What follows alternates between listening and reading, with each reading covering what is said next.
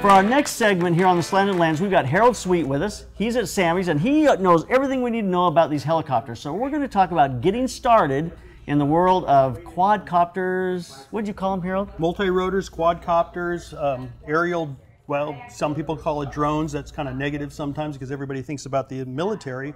But I like to call them aerial tripods. That's a lot more friendly than drone, I think. I think so. Well, that's what pretty much they do the best job, getting that angle way up high in the sky to where you can see that bird's eye view, as we call it in photography, right? Absolutely. As opposed to the worm's eye view, but you know, and then you've got your you've got a stable unit shooting a shot that you've never seen before. I mean, you could hold a pole way up in the sky, but this gets you up to quite a few 100 feet, you know.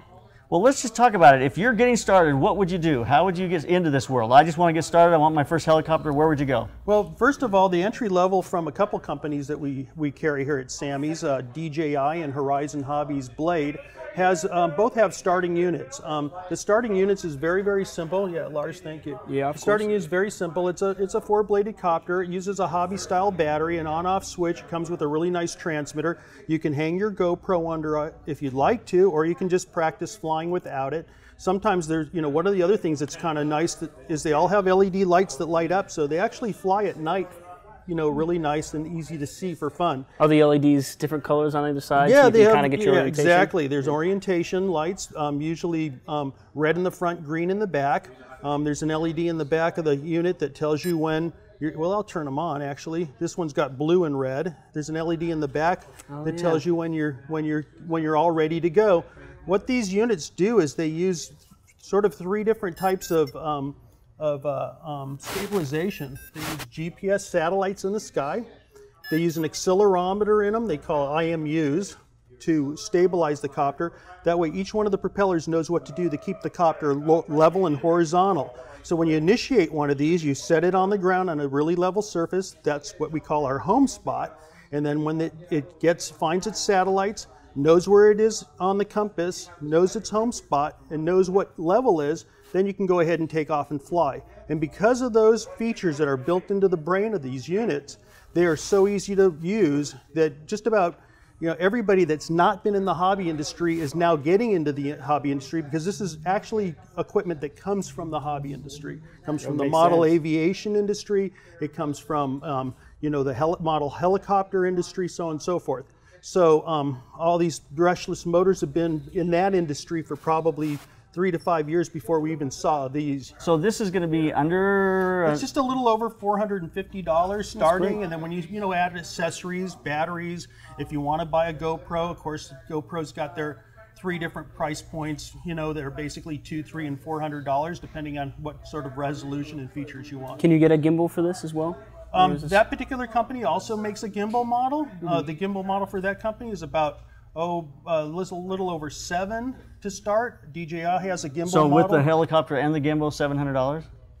With the gimbal, yeah, about, well, somewhere in the $700 to $800 yeah, range. Exactly. Yeah. Okay. Yeah. It's getting more and more reasonable. You got me a little confused because every couple months we see price drops. Yeah, everything's dropping. Yeah. And I think at one point these guys were like close to $2,000, weren't they? Like $1,700 or $1,600? Well, you used to have to put them together yourself, and you'd be spending a lot of that money. Yeah. Exactly. The brains that are inside them basically were selling for $400. So now you've got the whole copter, the motors, the batteries, and everything. Yeah. So you would suggest this is a beginning just because it's inexpensive, easy entrance into the market, and something that people can learn to fly on. Sure, and actually it has a lot of safety features also in it, which would make mothers really happy. Yeah, because what happens is they say set it on the ground, turn on the radio, step back like 12 to 15 feet, and then what happens is once you take it off and they're in the learning mode, you can go out away from you, but when you come back to that 15 feet, the copter just stops. They call it safe circle technology. The copter stops, chop your head off. will not fly back. Will not fly back to you. You would have to actually walk up to the copter. I think the GPS technology on these things is incredible too. It is amazing. It's like if you get kind of out of range, just, oh, well, it's all right, and it just comes right back to where you took off. Yeah, and these, more advanced copters, you could actually choose what they call waypoints, and you can have the copter go from here to there to there to there. And that's just sort of like a lot of the things we're trying to sort out right now. We're all hoping that between the FAA and the federal government and the communications, district, they're going to they're going to find something that they're going to come to a good point where we can fly these things. And right now we're not supposed to fly them beyond like your visual sight. You're supposed to keep your eye on it or have a co-pilot, which I kind of agree to. You need to keep your eye on what you're doing. That makes sense. But they have the ability to go anywhere. You know, they're limited to about a 25-minute flight time right now. In this entry level, in this entry level with these large proprietary batteries are limited to about 25 minutes of flight time just in this entry level hobby zone. But obviously you can go much longer than that if you build a bigger copter. So if you step up to this, what do we gain by coming up to this? Okay, well this copter is about just under $1,000 right now. You've got a with no gimbal. Well, it's got a proprietary camera. It's got a proprietary camera, proprietary battery. Very good system from DJI. The camera is a 14 megapixel camera. It sends it streams live information back to your Apple or your Google device or Android device. You can watch what you're doing in real time. You can start and stop the video. You can change the color balance, the sharpness, over and under exposure compensation. From your phone. From your phone, all from your phone. Yeah, absolutely. So that's kind of neat, and it's just a shoe-in for photographers and for hobbyists. So that's what's so great about it. And it goes to a micro SD card. Can you put your GoPro on this as well, or no?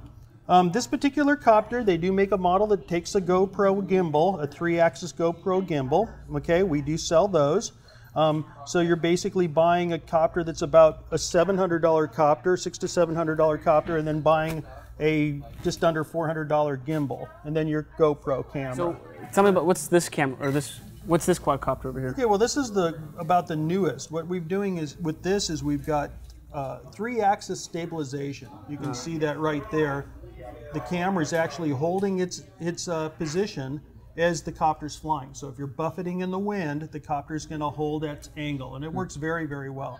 It's a 14 megapixel camera also. It goes back through a Wi-Fi device, which is good for about 2,000 feet, back to your smartphone app, and you can watch real time. I can actually, you know, you guys are there, you know, real time on that, and it's got a 25-minute flight time.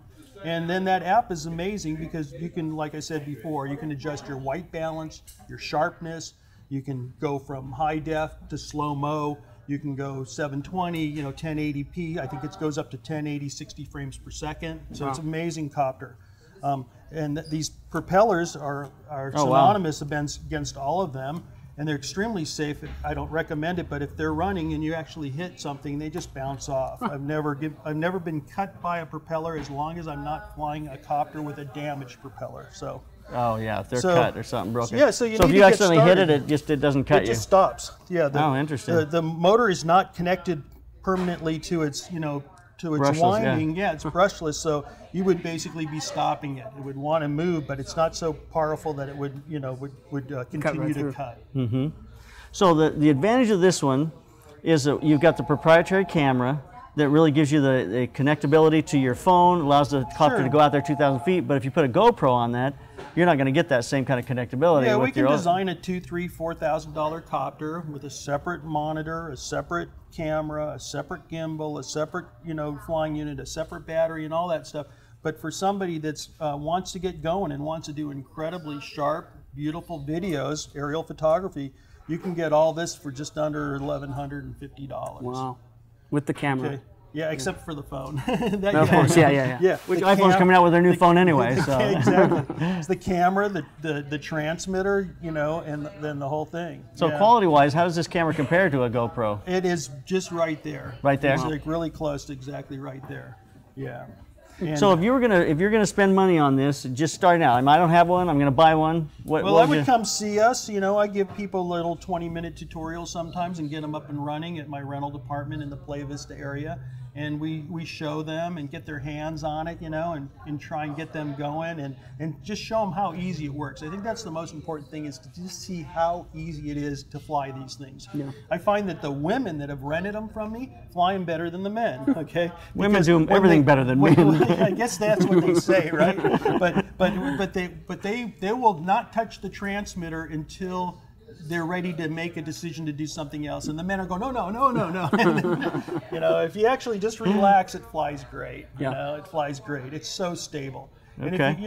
And you know. The Any other best and the questions we most have fun. or thoughts on this? My only other question, we probably don't have time for it. So, what's the difference mainly between these quadcopters and the octocopters? Is it just horsepower, or is it Quadcopters and octocopters? Yeah. More blades. You mean like 4 blades? Well, is it going to be more quad? stable because they're talking to each other? Why a more? decision to Okay. go to more blades? Yeah, actually, as far as flying, flying for fun, less blades is more active. So if you want to race around and you want to go fast, with generally this is the aviation side of it. If you've got a copter that's got 3 or 4 blades, it's a lot quicker. It's less stable. Oh. Okay, but at the same time, when you go to a copter that has 8, 10 blades, 6 blades, what happens is you're building up what I call like a bigger cone of air that's being blown down below the copter. And if you can imagine, if this propeller went out, this one would be pulling it quickly that way. So with 8 propellers, you've got a more even lift, you know, and the unit is much slower moving, much more stable. And so if you're going to be carrying a big red camera, a C3 or 500 from Canon with a copter like that, you'd want one that has a lot of lifting ability, which you would get out of more batteries and more propellers. Mm-hmm. And you'd also want something that's obviously going to be very gentle for the moves. If you wanted to chase motorcycles, editorial-wise, for instance, or Motor Trend on a racetrack, or I've seen people do Moab videos with their off-road vehicles, and these things keep up really quick in front of those got the off-road speed cars to go. and stuff. Yeah, they really move. So Excellent. yeah, so you get a little bit of everything, and to consider that the 4-blade one is more of your entry level on this, and be able to get that high-speed stuff for your your extreme sports. That's great. You know. Oh, that's excellent. All right, well, we want to thank Harold for coming in and showing us helicopters. We got a great idea of kind of $700 to $800, 11, 12, 1150. 1150. Sorry, 9, 1150, 9, 1150. What we're saying here? We don't even know because they're changing so under fast. 1150. Oh, so it's even cheaper level. than this one? 1150. What's this one doing on here? Get this thing off the table. 1150, 999 right now, and about just under 5. Wow. You know, really easy entry point with these helicopters for you to be able to get in and get something started. You know, where this is going to net out with regards to ruling and direction from the FAA or what's going to happen, we don't know. But you know what? If you want to get in and use this kind of equipment, it's a great thing. I've seen some great wedding videos done with these. I've seen great video pieces for like a business, like a small bakery or something. These are really a very commercial tool. Something you might be interested in, and also a whole lot of fun. So let's go outside and kind of play around with them. Thanks, guys. Thank you very much, Harold. Appreciate the opportunity. Thank you. Thanks.